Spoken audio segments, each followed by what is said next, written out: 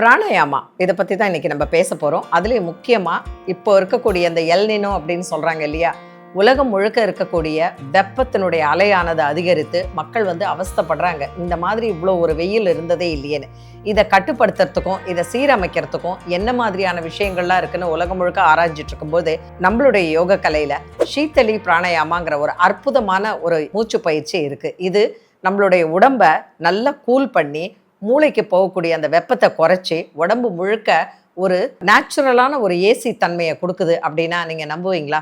இதை பண்ணி பாருங்க. ஷீத்தலி பிராணாயாமா, அந்த பேர்லேயே ஷீத்தலம் அப்படின்னா கூல்னு அர்த்தம் இல்லையா? ஸோ அந்த பிராணாயாமாவை எப்படி பண்ணுறது? முதல்ல நீங்கள் என்ன பண்ணுங்கன்னா, நேராக உட்காந்துட்டு நம்மளுடைய நாக்கை வெளியில் தள்ளிக்கணும். நாக்கை நல்லா வெளியில் தள்ளி அப்படி வெளியில் தள்ளி தள்ளி ஒரு 10 முறை அப்படி நல்ல நாக்கை வெளியில் தள்ளுங்க. அப்படி தள்ளும் பொழுது நம்மளுடைய நாக்கு உள்நாக்கு, இந்த தாடை, நம்மளுடைய கழுத்து பகுதி, இது எல்லாமே விரிவடையும். அந்த குரலினுடைய தசை விரிவடையும் பொழுது நாக்கு வெளியில் வரும் பொழுது அந்த நாக்கை ஒரு குழல் மாதிரி ஒரு மடிச்சுக்கணும். எப்படின்னா அப்படி இருக்கு இல்லையா நாக்கு, அதை அப்படியே குழல் மாதிரி மடிச்சுக்கங்க. சில பேருக்கு வராது.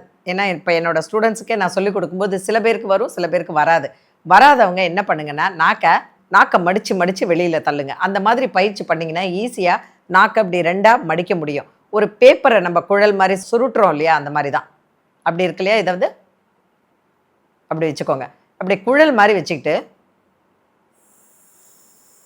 அப்படி நல்லா மூச்சை இழுக்கணும். இழுத்துட்டு மூக்கு வழியாக வெளியில் விடணும்.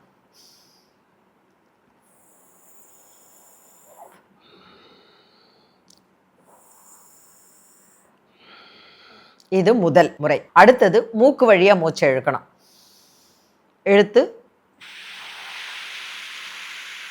வெளியில் விடணும். மூக்கு வழியாக மூச்சை இழுக்கணும்,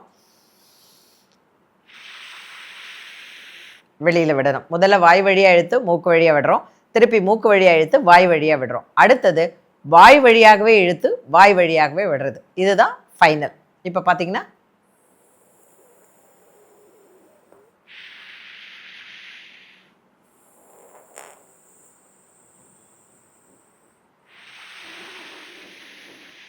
இதை பண்ணும்போது உங்கள் நாக்கு ஜில்லுன்னு ஆகிற மாதிரி இருக்கும்.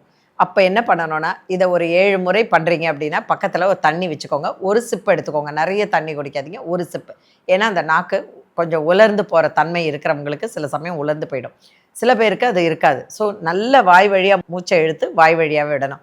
இதுக்கு பேர் ஷீத்தலி பிராணாயாமா. இந்த மூச்சு பயிற்சி பண்ணும்பொழுது நம்ம உடம்பில் இருக்கக்கூடிய நாடிகளை அது குளிர்விக்குது. உங்களுக்கே தெரியும், நம்ம உடம்புல மொத்தம் 72,000 நாடிகள் இருக்குது. அதில் இடநாடி, பிங்கள நாடி, சூக்ஷ்ம நாடி, இந்த 3 நாடி இந்த 72,000 நாடிகளில் மிக முக்கியமான நாடி. இதை தமிழில் சொல்லணும்னா சூரிய நாடி, சந்திர நாடி, சுழுமுனை நாடி அப்படின்னு சொல்லுவோம். சூரிய நாடி அப்படிங்கிறது நம்மளோட ரைட்டில் இருக்குது, சந்திர நாடி அப்படிங்கிறது நம்மளுடைய லெஃப்டில் இருக்குது. இந்த 2 நாடியையும் ஒழுங்குபடுத்துறது எது அப்படின்னு பார்த்தீங்கன்னா சுழுமுனை நாடி.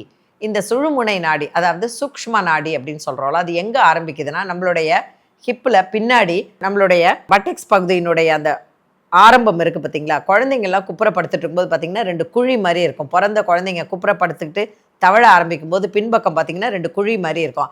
அந்த குழிக்கு நடுவில் இருக்கக்கூடிய ஒரு கரெக்டாக நம்மளுடைய அந்த பட்டெக்ஸ்க்கு மேலே இருக்கக்கூடிய அந்த பகுதி லோயர் பேக்கனுடைய சென்டர் பார்ட்டு, நம்மளுடைய தொப்புளுக்கு கரெக்டாக பின்னாடி இருக்கக்கூடியது. அதுக்கு பேர் மூலாதார சக்கரம் இருக்கக்கூடிய சுழுமுனை பகுதி. அங்கே ஆரம்பிக்கக்கூடிய அந்த நாடி நேராக நம்மளுடைய முதுகெலும்பு, மொத்தம் நம்ம உடம்புல 206 எலும்புகள் இருக்குது. நடுவில் இருக்கக்கூடிய அந்த முதுகெலும்பு 33 எலும்பு. அந்த 33 எலும்புகள் வழியாக கரெக்டாக முகுளங்கிற இந்த இடத்துக்கு வருது. நம்ம இங்கே சூரிய நாடியும் சந்திர நாடியும் பின்பக்கமாக இந்த இடத்துல நேராக இந்த இடத்துல இணையுது. இந்த இடத்துக்கு பேர் திரிவேணி சங்கமம் அப்படின்னு பேர். இந்த 3 முக்கியமான நாடிகள் மீட் பண்ணுற இந்த இடம் தான் நம்மளுடைய எனர்ஜி சேனல். இந்த எனர்ஜி சேனல் ஹீட் எனர்ஜியும் கோல்டு எனர்ஜியும் அப்படியே ப்ரொடியூஸ் பண்ணிக்கிட்டே இருக்குது.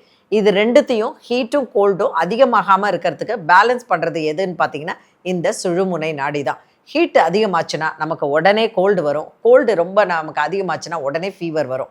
இந்த ரெண்டுத்தையுமே சமன்படுத்தக்கூடிய தன்மை எங்கே வருது அப்படின்னு பார்த்தீங்கன்னா நம்மளுடைய சுழுமுனை நாடி தான். இதை ரெண்டையும் குதிரையினுடைய கடிவாளத்தை எப்படி நம்ம 2 குதிரை கூட்டின சாரட்டில் போகும்போது 2 குதிரையினுடைய அந்த கடிவாளத்தை எப்படி பிடிச்சி பேலன்ஸ் பண்ணுறோமோ அந்த மாதிரி இந்த சுழுமுனை நாடி நம்மளுடைய 72,000 நாடிகளை அது பேலன்ஸ் பண்ணுது. முக்கியமாக சூரிய நாடி, சந்திர நாடி, அதாவது இடநாடி, பிங்கள நாடி, இதை கரெக்டாக பேலன்ஸ் பண்ணி கொண்டு வரும்போது நம்ம உடம்பினுடைய டெம்பரேச்சர் பார்த்திங்கன்னா கரெக்ட் பேலன்ஸில் இருக்கும். நமக்கு எந்த விதமான பிரச்சனையும் வராது. ஆனால் இது மேலே கீழே போகும்போது தான் பிரச்சனை வரும். அதாவது உதாரணத்துக்கு சூடான பிரியாணியை சாப்பிட்டுட்டு உடனே ஜில்லுன்னு ஐஸ்கிரீமை சாப்பிட்றது, இது ரெண்டுமே உடம்புக்கு ரொம்ப கெடுதல். அதுவும் எஸ்பெஷலி டெம்பரேச்சர் பேலன்ஸுக்கு ரொம்பவே கெடுதல். ஆனால் இந்த வெயிலை சமாளிக்கிறதுக்கு இந்த சீத்தளி பிராணாயாமாவை காலையில், மத்தியானம், சாயங்காலம், இரவு 4 வேளை பண்ணிங்கன்னா இன்றைக்கி நான் உங்களுக்கு சொல்கிறேன், உங்களுடைய உடம்பில் இந்த ஹீட்டோடைய தாக்கமே இருக்காது.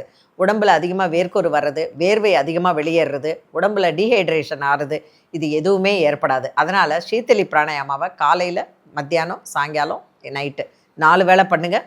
அது மட்டும் இல்லாமல் நிறைய தண்ணி எடுத்துக்கோங்க, விட்டமின் சி நிறைய எடுத்துக்கோங்க.